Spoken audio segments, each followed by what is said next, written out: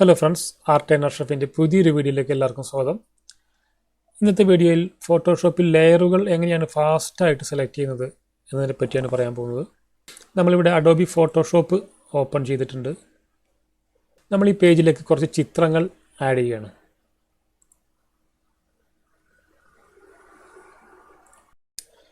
ഇപ്പോൾ നമ്മുടെ പേജിനകത്തേക്ക് കുറച്ച് ചിത്രങ്ങൾ ആഡ് ആയിട്ടുണ്ട്. ഈ ചിത്രങ്ങളുടെ എല്ലാം ലെയറുകൾ ഈ ലെയർ പാലറ്റിനകത്ത് കാണാം. സാധാരണയായിട്ട് കൂടുതൽ പേരും ഒരു ലെയർ സെലക്ട് ചെയ്യുമ്പോൾ ആ ഒരു ഒബ്ജക്റ്റിന് മുകളിൽ റൈറ്റ് ബട്ടൺ ക്ലിക്ക് ചെയ്തുകൊണ്ട് ഈ പേരിൽ സെലക്ട് ചെയ്യുന്നു. ഇങ്ങനെ സെലക്ട് ചെയ്യാറാണ് പതിവ്. ഇനി ഒന്നിൽ കൂടുതൽ ലെയറുകൾ ഒന്നായിട്ട് സെലക്ട് ചെയ്യുമ്പോൾ ഏതെങ്കിലും ഒരു ലെയറിൻ്റെ മുകളിൽ ക്ലിക്ക് ചെയ്തുകൊണ്ട് ഷിഫ്റ്റ് പ്രസ് ചെയ്തുകൊണ്ട് തൊട്ടടുത്ത ലെയറുകളൊക്കെ സെലക്ട് ചെയ്യാറുണ്ട്. ഇപ്പോൾ നമുക്ക് കാണാം ലെയർ പാലറ്റിൽ നമ്മൾ ക്ലിക്ക് ചെയ്തിട്ടുള്ള ലെയറുകളെല്ലാം സെലക്ട് ആയിട്ട് വരുന്നുണ്ട്. പക്ഷേ ഒരുപാട് ലെയറുകളുള്ള ഒരു വർക്കിൽ ഇത്തരത്തിലുള്ളൊരു രീതി വളരെ കോംപ്ലിക്കേറ്റഡ് ആണ്. ഒരുപാട് സമയം എടുക്കേണ്ടി വരും ഇങ്ങനെയൊക്കെ സെലക്ട് ചെയ്യുമ്പോൾ. പ്രത്യേകിച്ച് നമ്മുടെ വർക്കിനകത്ത് ഗ്രൂപ്പ് ചെയ്ത ലെയറുകളൊക്കെ ഉണ്ടെങ്കിൽ അത് നമുക്ക് ഒരുപാട് തടസ്സങ്ങൾ സൃഷ്ടിക്കാറുണ്ട്. നമുക്ക് ഈ 4 ലെയറുകളും ഇപ്പോൾ ഒന്ന് ഗ്രൂപ്പാക്കി നോക്കാം. ഇവിടെ Ctrl+G പ്രസ് ചെയ്തുകൊണ്ട് ഈ 4 ലെയറുകളും ഗ്രൂപ്പ് ചെയ്യുന്നു. ഇപ്പോൾ ഇവിടെ കാണാം ഇത് ഗ്രൂപ്പായിട്ടുണ്ട്. ഇനി നമ്മൾ ഏത് ലെയർ സെലക്ട് ചെയ്യുമ്പോഴും ഈ ഗ്രൂപ്പ് എന്നുള്ള പേര് തന്നെ ആദ്യം തന്നെ വരുന്നു. ഇവിടെ ഗ്രൂപ്പ് അല്ലാത്ത ലെയറുകളും ഇവിടെ ഉണ്ട്. പക്ഷേ ഏത് ലെയർ സെലക്ട് ചെയ്യുമ്പോഴും ഗ്രൂപ്പ് എന്നുള്ള പേര് വരുന്നു. ഇത് നമ്മുടെ വർക്കുകൾ കൂടുതൽ കോംപ്ലിക്കേറ്റഡ് ആക്കാറുണ്ട്. നമ്മളിവിടെ ഈ ഗ്രൂപ്പ് Ctrl+Shift+G പ്രസ് ചെയ്തുകൊണ്ട് അൺഗ്രൂപ്പ് ചെയ്യുന്നു. ഇപ്പോൾ അത് പഴയ അവസ്ഥയിലേക്ക് എത്തിയിട്ടുണ്ട്. ഇനി മറ്റൊരു രീതിയാണ് ഇവിടെ ഓട്ടോ സെലക്ട് എന്നുള്ള ഓപ്ഷൻ. ഈ ഒരു ബോക്സിനകത്തൊരു ടിക്ക് ചെയ്തുകൊണ്ട് നമുക്ക് ഓട്ടോ സെലക്ഷൻ എന്നുള്ള ഓപ്ഷൻ എനേബിൾ ആക്കാവുന്നതാണ്. ഓട്ടോ സെലക്ട് എനേബിൾ ചെയ്തതിന് ശേഷം ഇവിടെ വരുന്ന മാറ്റം, നമ്മൾ ഏത് ലെയർ എടുത്താലും ആ ലെയർ നമുക്ക് സെലക്ട് ആയിട്ട് വരുന്നു. ഇവിടെ ഈ ഓട്ടോ സെലക്ട് എന്ന ഓപ്ഷൻ കൊടുത്തിട്ടുള്ളത് ഒരുപാട് എളുപ്പമായിട്ട് തോന്നാമെങ്കിലും നമ്മുടെ വർക്ക് ഒരുപാട് ലെയറുകളും ഗ്രൂപ്പുകളും ഒക്കെ ഉള്ള ഒരു കോംപ്ലിക്കേറ്റഡ് ആയിട്ടുള്ളൊരു വർക്ക് ആണെങ്കിൽ ഈ ഓട്ടോ സെലക്ട് എന്നുള്ള ഓപ്ഷൻ നമുക്കതിൽ ഉപയോഗിക്കാനും വളരെയധികം ബുദ്ധിമുട്ടാണ്. കാരണം നമ്മൾ മൗസായിട്ട് എപ്പോഴും ടച്ച് ചെയ്ത് കഴിഞ്ഞാലും അതെല്ലാം സെലക്റ്റായിട്ട് നമ്മുടെ എലമെൻറ്റുകളൊക്കെ ഇളകി പോകാൻ സാധ്യത വളരെ കൂടുതലാണ്. അതുകൊണ്ട് തന്നെ നമ്മുടെ വർക്ക് കൂടുതൽ കോംപ്ലിക്കേറ്റഡ് ആയിട്ട് വരാൻ സാധ്യതയുണ്ട്. ഇക്കാരണം കൊണ്ട് തന്നെ പല ഡിസൈനേഴ്സും ഓട്ടോ സെലക്ട് എന്നുള്ള ഓപ്ഷൻ ഉപയോഗിക്കാറില്ല. പല സ്റ്റുഡിയോ ഡിസൈനേഴ്സും ഇതുപോലെ വളരെ സിമ്പിളായിട്ടുള്ള പേജുകളൊക്കെ സെറ്റ് ചെയ്യാൻ ഈ ഓട്ടോ സെലക്റ്റിൽ ഇടാറുണ്ട്. കാരണം ഇത്തരം ഫോട്ടോകൾ ചില പേജിൽ ഇങ്ങനെ അറേഞ്ച് ചെയ്ത് വെക്കുന്ന ജോലികളൊക്കെ ഈ ഓട്ടോ സെലക്റ്റിൽ ചെയ്യുമ്പോൾ കുറച്ച് എളുപ്പമായിട്ട് വരാം. നമ്മളിവിടെ ഈ ഓട്ടോ സെലക്ട് എന്ന ഓപ്ഷൻ ഓഫ് ചെയ്യുന്നു. ഇനി ഇവിടെ കാണിക്കാൻ പോകുന്നത് ലെയറുകൾ ഫാസ്റ്റായിട്ടും വളരെ സിമ്പിളായിട്ടും അനായാസം സെലക്ട് ചെയ്യുന്ന ഒരു രീതിയാണ്. ഇവിടെ ഈ മൂവ് ടൂളാണ് ഇപ്പോൾ സെലക്ട് ചെയ്തിട്ടുള്ളത്. ഇവിടെ Ctrl പ്രസ് ചെയ്തുകൊണ്ട് നമ്മൾ ഇങ്ങനെ ഡ്രാഗ് ചെയ്യുന്നു.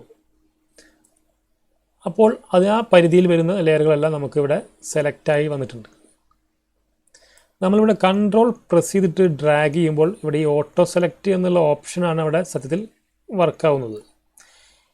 ഈ ഒരു സെലക്ഷൻ്റെ പരിധിയിൽ വരുന്ന എല്ലാ ലെയറുകളും അവിടെ സെലക്റ്റായിട്ട് വന്നിട്ടുണ്ട്.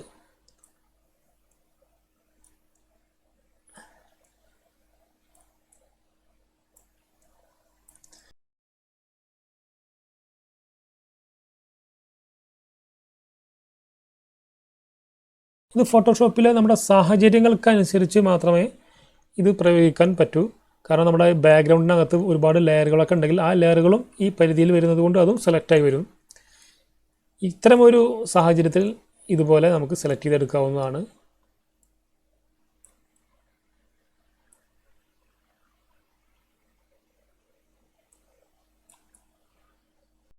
ഇനി ഇതിനോടനുബന്ധിച്ച് തന്നെ മനസ്സിലാക്കുന്ന മറ്റൊരു രീതി കൂടെ ഉണ്ട്. നമ്മളിവിടെ ഏതെങ്കിലും ഒരു ലെയർ സെലക്ട് ചെയ്യുന്നു. ഈ ലെയർ സെലക്ട് ആയിട്ടുണ്ട്. ശേഷം നമ്മൾ Ctrl+Shift പ്രസ് ചെയ്യുന്നു. ഇനി നമുക്ക് ഏതൊക്കെ ലെയറാണ് ആവശ്യമുള്ളത് ആ ലെയറിലൊന്ന് ജസ്റ്റ് ടച്ച് ചെയ്താൽ മാത്രം മതി. നമ്മളിവിടെ ടച്ച് ചെയ്തിട്ടുണ്ട്. അപ്പോൾ ഇവിടെ ഇത് സെലക്ട് ആയിട്ടുണ്ട്. ഈ ഒരു രീതിയാണ് ഏറ്റവും കൂടുതൽ നമുക്ക് നമ്മുടെ എത്ര കോംപ്ലിക്കേറ്റഡ് ആയിട്ടുള്ള വർക്കിലും ഉപയോഗിക്കാൻ പറ്റുന്ന ഒരു രീതിയാണിത്. നമുക്ക് എത്ര ചെറിയ ലെയറും എത്ര ചെറിയ എലമെൻറ്റുകളും ഈ ഒരു ഓപ്ഷൻ വഴി വളരെ അനായാസം സെലക്ട് ചെയ്യാവുന്നതാണ്. ഇവിടെ നമ്മൾ ജസ്റ്റ് ടച്ച് ചെയ്യുമ്പോൾ തന്നെ ആ ലെയർ സെലക്ട് ആവുന്നുണ്ട്.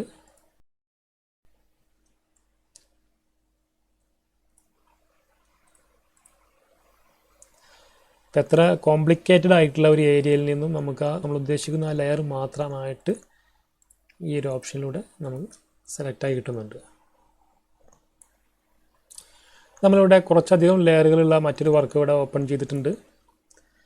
ഇവിടെ ഇതേ ഒരു മെത്തേഡ് വെച്ചിട്ട് തന്നെയാണ് ഇവിടെ സെലക്ട് ചെയ്ത് കാണിക്കുന്നത്. നമ്മളിവിടെ ആദ്യം കൺട്രോൾ ബട്ടൺ പ്രസ് ചെയ്തുകൊണ്ട് ഏതെങ്കിലും ഒരു ലെയറിൽ ടച്ച് ചെയ്യുന്നു. ഇവിടെ ജസ്റ്റ് ടച്ച് ചെയ്തപ്പോൾ തന്നെ ആ ലെയർ സെലക്ട് ആയിട്ടുണ്ട്.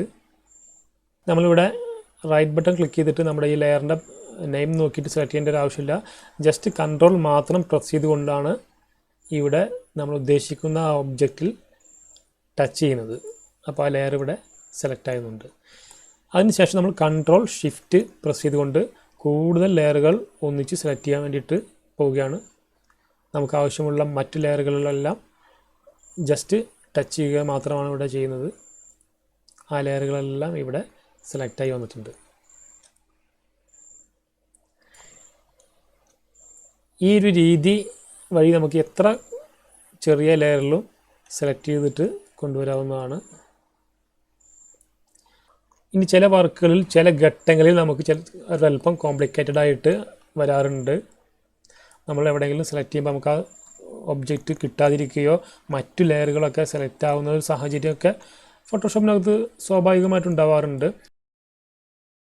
ഇത്തരം സന്ദർഭങ്ങളിൽ നമുക്ക് അങ്ങനെ ആഡായി വരുന്ന ലെയറുകൾ ഇവിടെ ലോക്ക് ചെയ്തിടാവുന്നതാണ്. ഇപ്പം ഇവിടെ ഈ ഒരു ലെയർ ഇങ്ങനെ ഒരു ഡിസൈനാണ്. ഈ ലെയർ നമ്മൾ സെലക്ട് ചെയ്യുമ്പോൾ വരാതിരിക്കാൻ വേണ്ടി നമ്മളിവിടെ ലോക്ക് ചെയ്തിടുന്നു. അതിനായിട്ട് ഈ ലോക്ക് ഐക്കണിൽ ക്ലിക്ക് ചെയ്ത് കഴിഞ്ഞാൽ പിന്നെ നമ്മൾ ഇങ്ങനെ സെലക്ട് ചെയ്ത് കഴിഞ്ഞാൽ ആ ലെയറും സെലക്ട് ആവില്ല, അതിന് മുകളിലുള്ള മറ്റ് ലെയറുകൾ സെലക്ട് ആവുന്നു. ഇനി മറ്റൊരു കാര്യം, നമ്മളിവിടെ കൃത്യമായിട്ട് അലൈൻ ചെയ്ത് വെച്ചിട്ടുള്ള കുറച്ച് എലമെൻറ്റുകൾ, കൃത്യമായിട്ടുള്ളൊരു പൊസിഷനിൽ വെച്ചിട്ടുള്ള എലമെൻറ്റുകളാണിത്. ഇത് നമ്മൾ ഓരോ ലെയറായിട്ടൊക്കെ സെലക്ട് ചെയ്യുമ്പോൾ അത് സ്ഥാനം മാറിപ്പോവാനൊക്കെ അലൈൻമെൻറ്റ് മാറിപ്പോവാനുള്ള സാധ്യത ഉണ്ട്.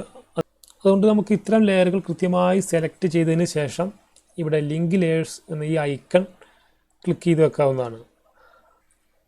ഇങ്ങനെ ലിങ്ക് ലെയേഴ്സ് ക്ലിക്ക് ചെയ്യുന്നത് കൊണ്ട് നമ്മൾ ഏത് ലെയർ സെലക്ട് ചെയ്തിട്ട് മൂവ് ചെയ്യാൻ ശ്രമിച്ചാലും അതെല്ലാം ഒന്നായിട്ട് തന്നെയാണ് മൂവ് ആവുന്നത്. അതുകൊണ്ട് അതിൻ്റെ അലൈൻമെൻറ്റുകൾ മാറിപ്പോവാതെ നമുക്ക് വർക്ക് പൂർത്തിയാക്കാൻ കഴിയുന്നു. അടുത്തായിട്ടുള്ള ഒരു ചെറിയ ടിപ്പ്, ആവശ്യമുള്ള ലെയറുകൾക്ക് നമുക്ക് തിരിച്ചറിയാൻ വേണ്ടിയിട്ട് കളർ ചെയ്തിടാവുന്നതാണ്. ഇവിടെ ഇപ്പോൾ ഒരു ഓറഞ്ച് കളർ ഇടുന്നു, മറ്റൊരു ലെയറിന് നമ്മൾ ഇവിടെ ഗ്രീൻ കളർ ചെയ്യുന്നു. ഇതുവഴി നമുക്ക് നമ്മൾ ഉദ്ദേശിക്കുന്ന ലെയറിനെ പെട്ടെന്ന് തിരിച്ചറിയാൻ സാധിക്കുന്നു. ആവശ്യമെങ്കിൽ നമുക്കിവിടെ ഡബിൾ ക്ലിക്ക് ചെയ്തുകൊണ്ട് പേരും ടൈപ്പ് ചെയ്യാവുന്നതാണ്. മറ്റൊരു കാര്യം, നമ്മളിവിടെ ഒരു ലെയർ സെലക്ട് ചെയ്തിട്ടുണ്ട്. അടുത്തായിട്ട് നമുക്ക് മറ്റൊരു ന്യൂ ലെയർ ക്രിയേറ്റ് ചെയ്യണമെങ്കിൽ ഇവിടെ ഒരു ന്യൂ ലെയറിൻ്റെ ഐക്കൺ ഉണ്ട്. അതല്ലെങ്കിൽ കൺട്രോൾ ഷിഫ്റ്റ് എൻ പ്രസ് ചെയ്തുകൊണ്ട് നമുക്ക് ന്യൂ ലെയർ ക്രിയേറ്റ് ചെയ്യാം. അതിനു മുമ്പ് നമുക്ക് പുതുതായിട്ട് നമ്മൾ ക്രിയേറ്റ് ചെയ്യുന്ന ഈ ലെയറിൻ്റെ തൊട്ട് താഴെയാണ് വരേണ്ടതെങ്കിൽ, അതായത് ഈ ഒരു ലെയറിൻ്റെ തൊട്ട് താഴെയാണ് അടുത്തതായിട്ട് നമ്മൾ ക്രിയേറ്റ് ചെയ്യുന്ന ലെയർ വരേണ്ടതെങ്കിൽ നമുക്ക് ഇപ്പോൾ തന്നെ കൺട്രോൾ പ്രസ് ചെയ്തുകൊണ്ട് ഈ ഒരു ഐക്കൺ ക്ലിക്ക് ചെയ്താൽ മതിയാവും. അപ്പോൾ ഈ ലെയറിൻ്റെ താഴെയാണ് വന്നിട്ടുള്ളത്. ഇനി കൺട്രോൾ പ്രസ് ചെയ്തിട്ടില്ലെങ്കിൽ ഇവിടെ ന്യൂ ലെയർ ക്രിയേറ്റ് ചെയ്യുമ്പോൾ ഈ ലെയറിൻ്റെ മുകളിലാണ് ലെയർ വരുന്നത്. അതുപോലെ തന്നെ തുടക്കക്കാർക്കുള്ള മറ്റൊരു ടിപ്പാണ്, നമ്മൾ ഉദ്ദേശിക്കുന്ന ലെയർ തന്നെയാണോ നമ്മളിവിടെ സെലക്ട് ചെയ്യുന്നത് എന്ന് മനസ്സിലാക്കാൻ വേണ്ടി നമുക്കിവിടെ ഈ ഒരു ഐക്കൺ ക്ലിക്ക് ചെയ്ത് നോക്കാവുന്നതാണ്. ഈ ഒരു ഐക്കൺ ക്ലിക്ക് ചെയ്യുമ്പോൾ ആ ഒബ്ജക്റ്റ് ഇവിടെ ഹൈഡായിട്ട് വരുന്നത് കാണാം. അതുപോലെ തന്നെ പല ഇമേജുകളും പല എലമെൻറ്റുകളും നമ്മൾ ഡിലീറ്റ് ചെയ്യുന്നതിന് പകരം നമുക്കിവിടെ അത് ഹൈഡ് ചെയ്തിട്ട് വെക്കാവുന്നതാണ്. നമ്മുടെ വർക്കിനിടയിൽ അങ്ങനെ ഡിലീറ്റ് ചെയ്യുന്ന ഒരു ഒബ്ജക്റ്റ് നമുക്ക് തിരിച്ചു വേണമെന്നൊക്കെ തോന്നുകയാണെങ്കിൽ ഇങ്ങനെ ഹൈഡ് ചെയ്ത് വെച്ചിരിക്കുകയാണെങ്കിൽ നമുക്കത് വീണ്ടും ഈ ഹൈഡിങ് ഒഴിവാക്കിയിട്ട് നമുക്കത് ഉപയോഗിക്കാവുന്നതാണ്. ഇനി നമുക്ക് ഈ ഒരു വർക്കിനകത്തുള്ള ലെയറുകൾ ഇവിടെ ലെയർ പാലറ്റിനകത്ത് സെലക്ട് ചെയ്യണമെങ്കിൽ, ഓരോന്നായിട്ട് സെലക്ട് ചെയ്യണമെങ്കിൽ കൺട്രോൾ പ്രസ് ചെയ്തതിന് ശേഷം ആവശ്യമായിട്ടുള്ള ലെയറുകൾ ഇങ്ങനെ സെലക്ട് ചെയ്യുന്നു. ഇനി എല്ലാ ലെയറുകളും സെലക്ട് ചെയ്യണമെങ്കിൽ ഇവിടെ ഏറ്റവും അടിയിലെ ഒരു ലെയർ സെലക്ട് ചെയ്യുന്നു. അതിനുശേഷം ഏറ്റവും മുകളിൽ പോയതിന് ശേഷം ഷിഫ്റ്റ് പ്രസ് ചെയ്തുകൊണ്ട് ക്ലിക്ക് ചെയ്യുന്നു. ഇപ്പോൾ ഇവിടെ എല്ലാ ലെയറുകളും സെലക്ട് ആയിട്ടുണ്ട്. ഓക്കെ ഫ്രണ്ട്സ്, നിങ്ങൾക്ക് ഈ വീഡിയോ ഇഷ്ടമായിട്ടുണ്ടാവുമെന്ന് കരുതുന്നു. ഇഷ്ടമായിട്ടുണ്ടെങ്കിൽ ലൈക്ക് ചെയ്യുക, ഇഷ്ടമായിട്ടില്ലെങ്കിൽ ഡിസ്ലൈക്ക് ചെയ്യാവുന്നതാണ്. ഇതുപോലുള്ള വീഡിയോകൾക്കായി നിങ്ങൾ ഈ ചാനൽ സബ്സ്ക്രൈബ് ചെയ്ത് വെക്കുക. തൊട്ടടുത്ത് കാണുന്ന ബെൽ ബട്ടൺ കൂടി എനേബിൾ ചെയ്ത് വെക്കുകയാണെങ്കിൽ ഇതിനോടനുബന്ധിച്ചുള്ള വീഡിയോകളുടെ നോട്ടിഫിക്കേഷൻ നിങ്ങളിലേക്ക് എത്തുന്നതായിരിക്കും. അപ്പോൾ നമുക്ക് അടുത്ത വീഡിയോയുമായി കാണാം. അതുവരേക്കും ഗുഡ് ബൈ.